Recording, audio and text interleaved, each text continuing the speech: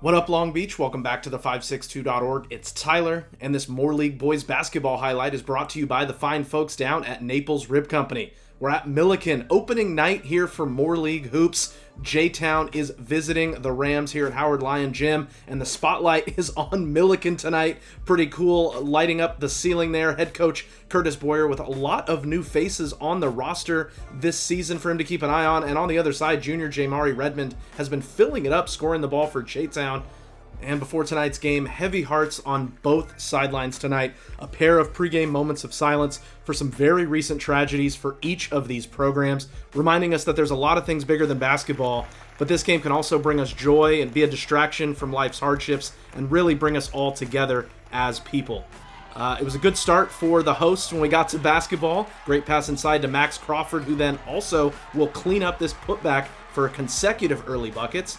And then off the long outlet pass, Corlin Bryant for the and one as the Rams led 8-6 in the first, and they were feeling themselves in their home gym. The key for J-Town was pace, and when the ball's moving that fast, that's a good sign. Jamar Andrews for the easy two, then Davion Chisholm to the rack and the foul as the Panthers started to cook. They also got that three ball going thanks to Noel Alvarez. Noel had a lot of W's tonight, more from him later.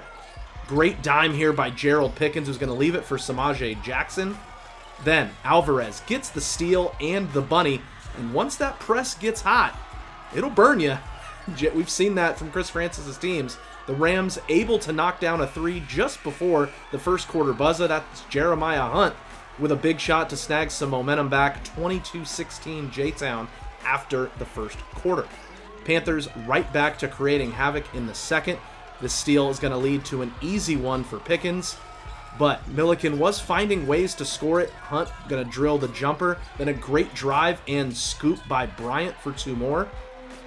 But J-Town answered that with a 10-0 run. Jamari steals and scores 10, had 10 on the night. Then great ball movement as Noel drills that corner three. You can see he's feeling it. Again, getting the best possible shot. Chisholm buries one from the same spot. He had all 9 of his points in the first half. Then off the drive, great pass for Andrews, 2 of his 11 points.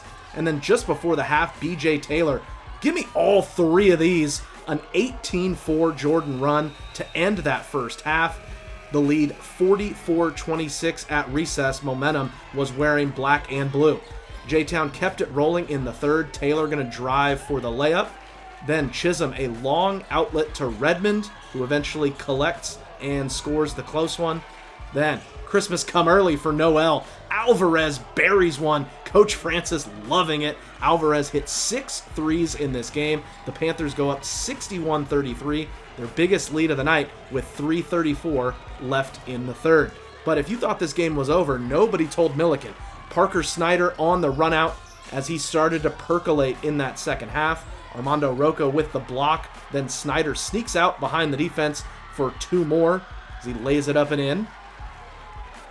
And on the rotation, Snyder in the corner for 3. Bang! He scored 10 straight for Millikan, had 14 of his 16 in the second half. The Rams started to make things interesting as Hunt scores a couple more buckets. He had a team-high 22 points.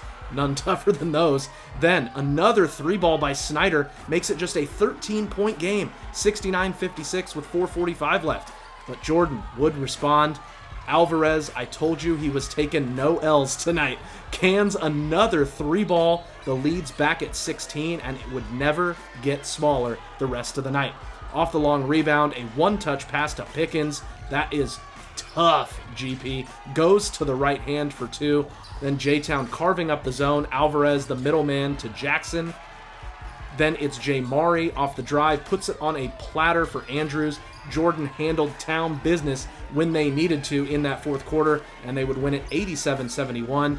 Millikan will be at Wilson on Friday, while Jordan waits to host Compton on Tuesday. You want coverage of Moore League hoops and all other sports going on in Long Beach, you're definitely in the right spot. The562.org.